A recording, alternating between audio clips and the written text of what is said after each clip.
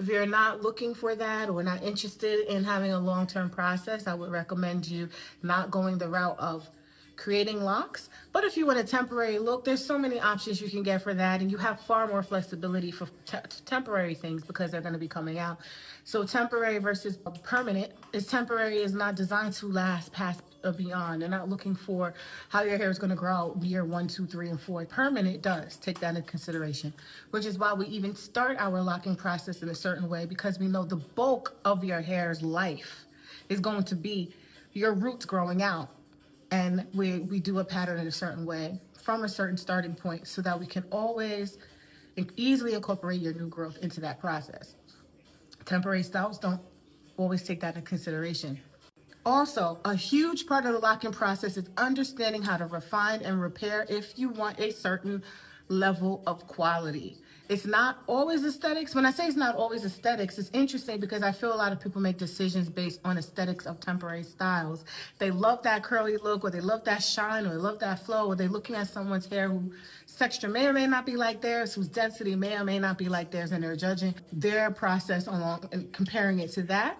But also understanding refinement and repair is important. There are certain tools and certain things that are important to get that, which is why I incorporate in the Micro Lock Mastery program a certain tool that may be tinier than what some people are. It's designed in a certain way to be really great at repair and refinement through the entire length of the lock.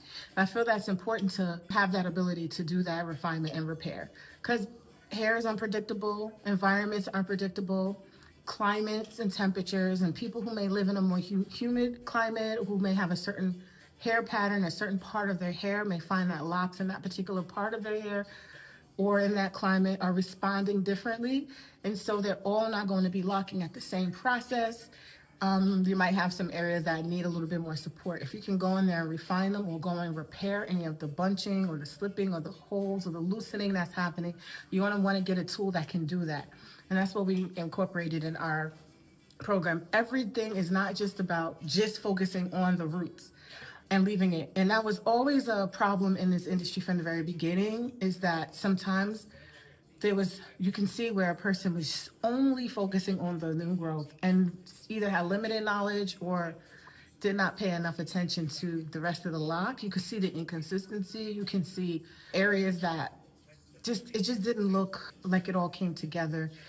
Consistency and refinement, and that's really important for some people. And there's some areas that would even break off more than others because the lack of repair and refinement. So tools matter in that as well.